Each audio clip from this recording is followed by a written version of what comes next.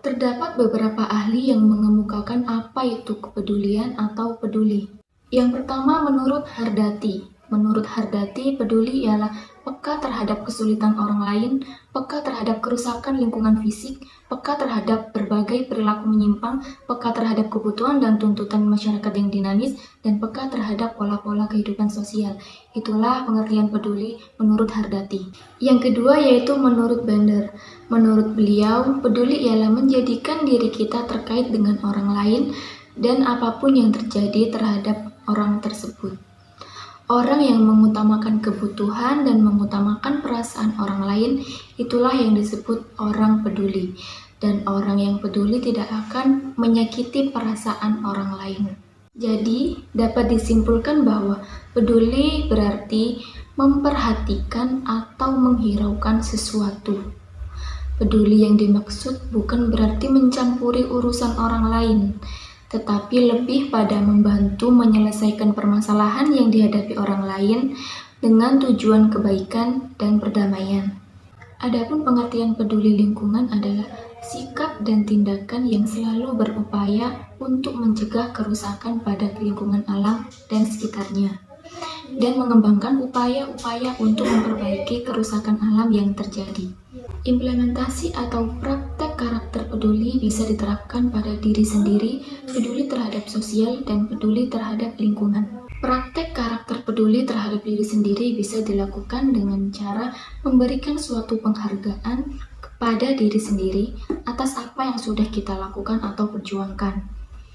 Meluangkan waktu dengan cara yang berkualitas, menerima saran yang baik dari orang lain, dan menghindari ucapan yang buruk dari orang lain. Lalu bisa juga dengan cara tidak merendahkan diri atau merasa insecure dan berhenti membanding-bandingkan diri dengan orang lain.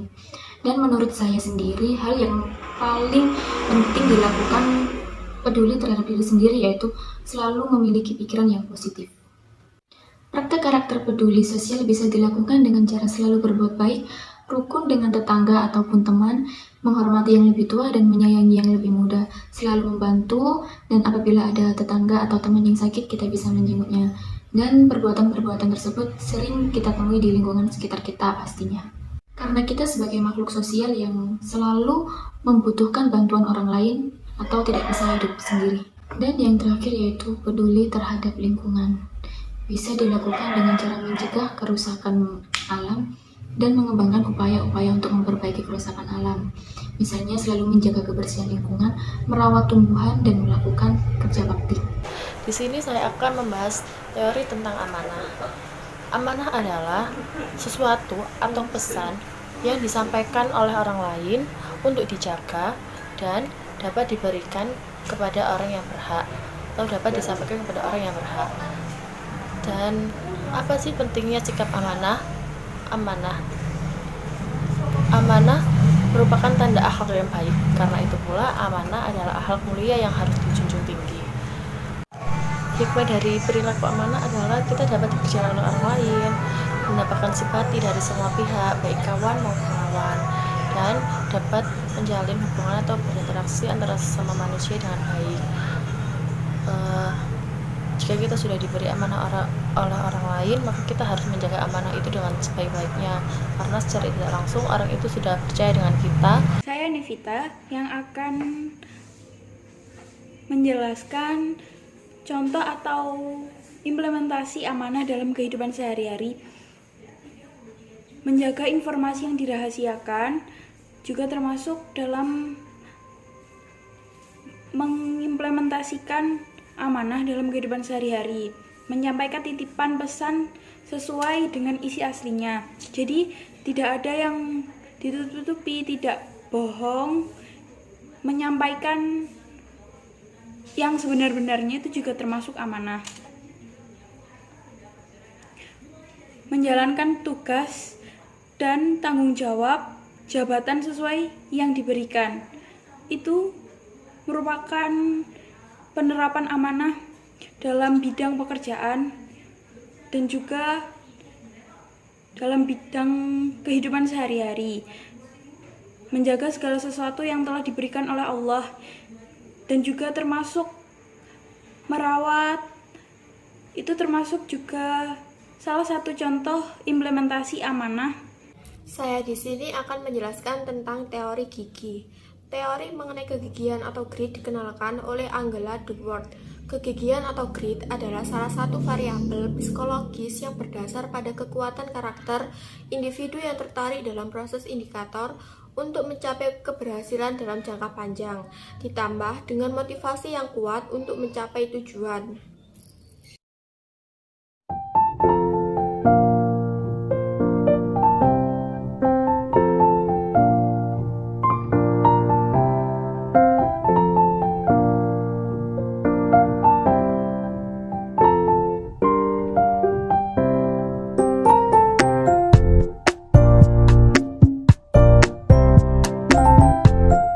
Di sini saya akan menjelaskan sedikit tentang apa itu inovatif.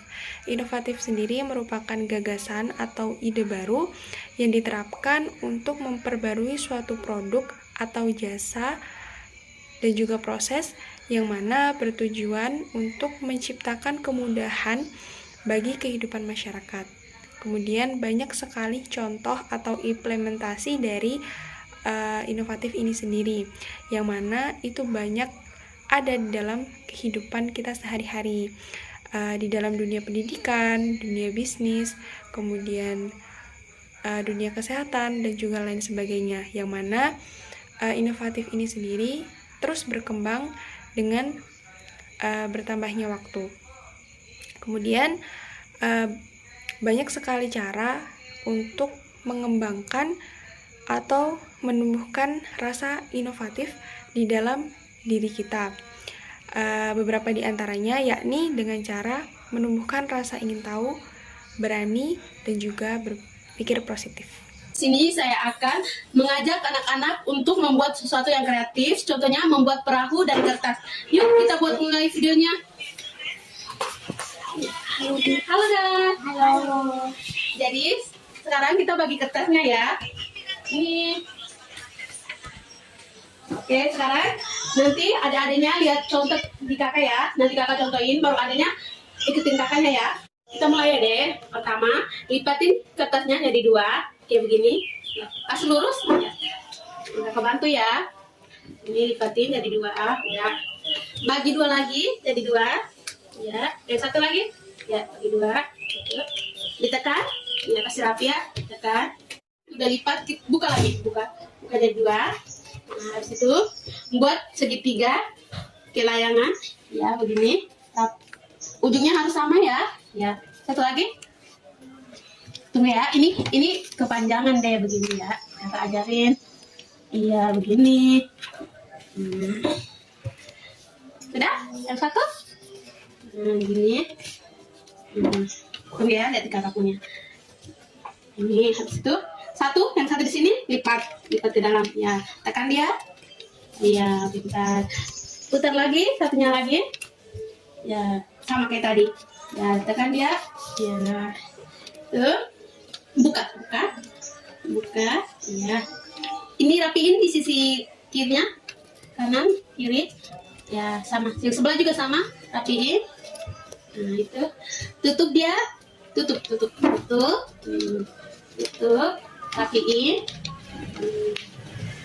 Ini kakak dapet kan, dia kan, situ putar dia, gini, putar dia 2. Tuh, udah jadi kan begini, situ buka dia, tutup kembali. Ya, tutup ya ya. Kita situ. Ini kan udah begini ya. Jadi tinggal dibuka sisi kanan sama kirinya. Gitu tidak. Nah, tinggal dirapin aja. Jadi sekarang udah jadi ya. Tada. Yeay, tuh di kamera deh. Ini hasil karya dari adik-adik kita. Pokoknya kita harus kreatif dalam membuat sesuatu yang sederhana menjadi lebih bagus. Kasih. Dadah.